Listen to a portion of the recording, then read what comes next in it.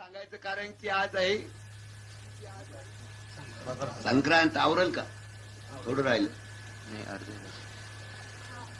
तर हे आता सारं उत्तमात उत्तम. आता बाबांनी सांगितले का आपण कर्मातून सुटायला पाहिजे. हे आध्यात्मिक दैविक भागवतात ग्रंथात सांगितलेले हे विचार काय आपल्याला साधणार. मग आपल्या प्रपंचामध्ये भगवंतांनी उपाय केला आहे की रोजचे 5 यज्ञ व्हायला पाहिजे. किती? तर तुम्हाला 2 यज्ञ तरी सहज घडतील. एक स्वधा म्हणजे काय? पितराचा यज्ञ. कशाचा आहे? पितराचं कार्य आज तुमच्या हातून होणार आहे हे कर्म करायला. दुसरा मनुष्य यज्ञ.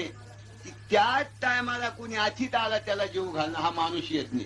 स्वधा म्हणजे हा पितृ यज्ञ. हे एक कर्मच आहे. काय आहे? तर हे कर्म आपल्याला मोकळं करणार आहे पण एक क्षणिक सुखाचं आहे.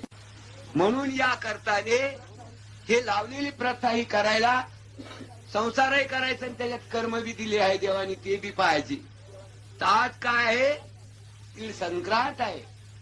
तर भगवंतानी असं म्हटलं आहे की भागवतात पहा, तिलदान भूदान. तिलदान म्हणजे दानामध्ये त्यांनी या भागवतात महत्व कशाला दिलं आहे? तिळदानाला दिला. तर तिलदान आपणच नाही पण यज्ञात सुद्धा तिलदान पाहिजे. देव सुद्धा तिळदान घेतात. तेव्हा माणसाने घ्यायला काय हरकत. तर तिळाशिवाय यज्ञ हात आलं